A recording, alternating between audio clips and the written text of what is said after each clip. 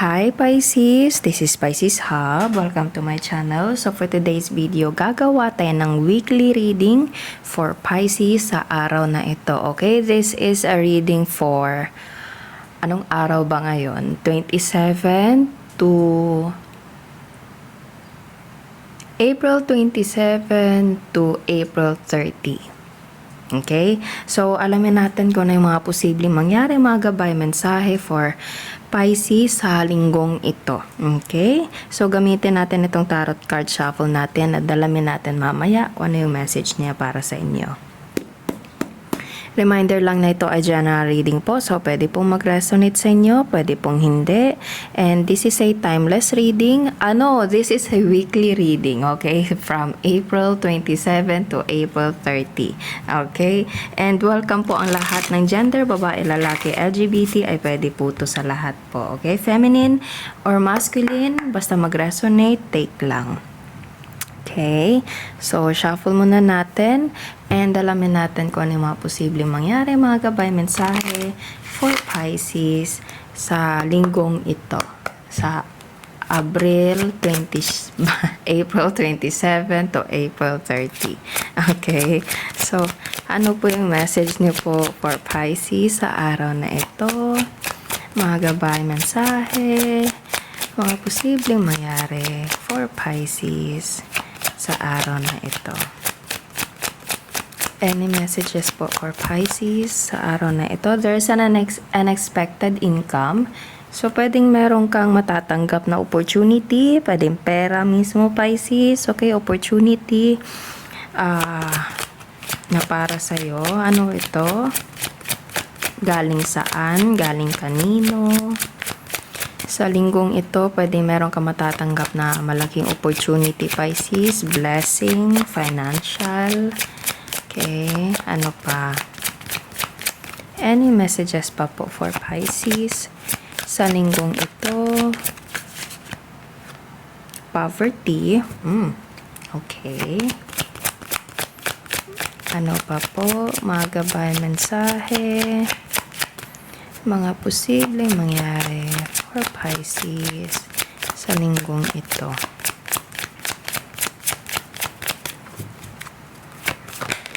Okay, there's a bahay.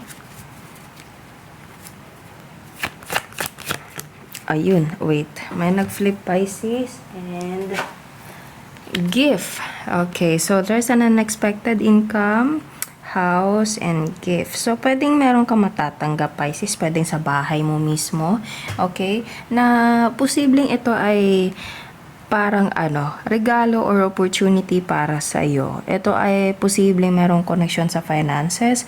Pwedeng career, okay? Or income, or loan, or anything na kumbaga makakatulong sa'yo kasi meron tayo dito unexpected income and then nasundan siya ng poverty. Okay? Which is parang ito yung kailangan mo. Okay? Kailangan mo ito. Pwedeng ito ay bayad sa bahay kasi meron tayo ditong bahay, Pisces, or matatanggap mo ito sa bahay niyo po. Okay? Or ipapadala sa bahay kasi meron din tayo ditong gift. Okay? Nakikita nyo, yung gift is kulay ginto, which is the same as here sa coin natin. Okay, so pwede merong iaabot sa iyo, Pisces, na opportunity, finances, blessing, or anything na makakatulong sa iyo. Okay, makakatulong sa iyo sa pangangailangan mo and posibleng kailangan din sa bahay po. Okay, or matatanggap sa bahay. Okay, sa linggong ito. Okay, so ano pa? Basta meron ka matatanggap, Pisces, and posibleng ito ay like material things or pera mismo. Okay, so ano pa po? Any messages po for Pisces sa araw na ito? Sa linggong ito, mga gabay, mensahe, mga posibleng mangyari for Pisces sa linggong ito. Any messages po for Pisces? Ayun. Wait, may nag-flip. Six of Swords.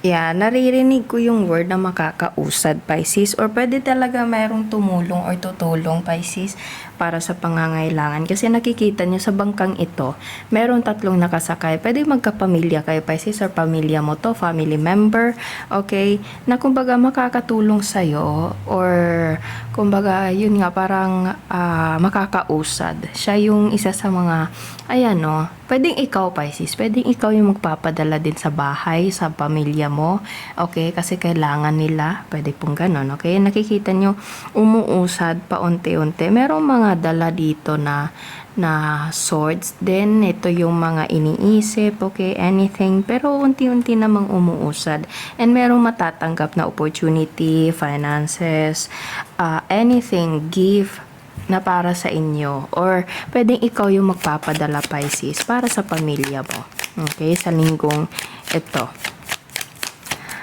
Ano pa po yung message niyo po for Pisces sa linggong ito?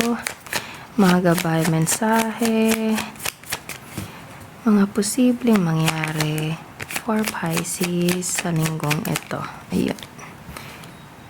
Yun, there's a 6 of Wands. Okay, so, yeah, pwedeng malaking tulong talaga to, Pisces. 6 of Wands is a success card, okay? From dito to dito, okay? Nakikita nyo kung gaano nag-upgrade yung card natin dito, okay? Kasi nakikita nyo para silang nakayuko, okay? Dito parang nakayuko. Dito naman is parang ang taas ng ano niya, ng tindig ng upo niya sa kabayo niya, Pisces, okay? So nag-upgrade, okay? Nag-upgrade yung buhay, Pisces, okay? So yeah, pwedeng meron ka matatanggap or ikaw yung magpapadala for mga pangangailangan, and pwedeng matatanggap mo ito sa bahay or ikaw yung magpapadala sa bahay, okay? Or anything, okay? So ano pa po yung message niya po for Pisces? Yeah, meron ka talaga matatanggap, Pisces, na message. Ayan, no, nakikita nyo yan. Meron ka matatanggap na message na parehong inaabot eh. Ayan, no, inaabot. So, posibleng, pwedeng alam mo na to or hinihintay mo to, Pisces, okay? Or ikaw yung mag-aabot. And yes, pwedeng ito ay about sa pera, about sa trabaho din. Okay, napapansin nyo nagtatrabaho siya. Okay, so posibleng ito ay like a work opportunity. Pwedeng nag-a-apply ka ng trabaho, Pisces, ano, and matatanggap mo itong trabahong ito sa linggong ito, Pisces. Pwedeng merong mag-i-email sa'yo para makapag-apply ka or ma-interview or anything, okay? Or pwedeng ikaw yung magpapadala for your family member or kung sino man na makakatulong sa kanila, Pisces, okay? Kasi meron tayo ditong poverty and the house, pero meron siya ditong unexpected income and gift. So, ang laking bagay. And napapansin niyo sa 6 of swords natin dito, from dito na umuusad, pero ramdam mo yung medyo mabigat kasi nakayuko yung ano nila. From dito, napunta dito, which is ang ganda ng tayo, ang ganda ng mga wands na hawak dito, kaya ang saya ng aura dito, Pisces, okay? So, ang saya ng energy na nandito. So, ang ganda. And pwedeng ikaw yung magpapadala or makakatanggap ka, Pisces. Ayan, no? Nakikita nyo, inaabot.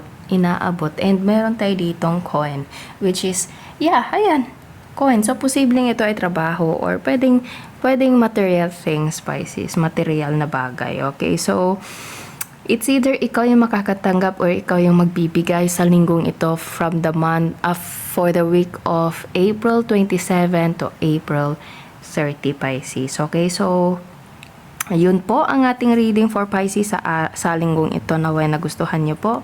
Huwag nyo po sana kalimutan na mag-like at mag-subscribe po sa ating channel and click the bell button para ma-notify po kayo sa next videos na i-upload natin. Okay? So, thank you, Pisces, and God bless!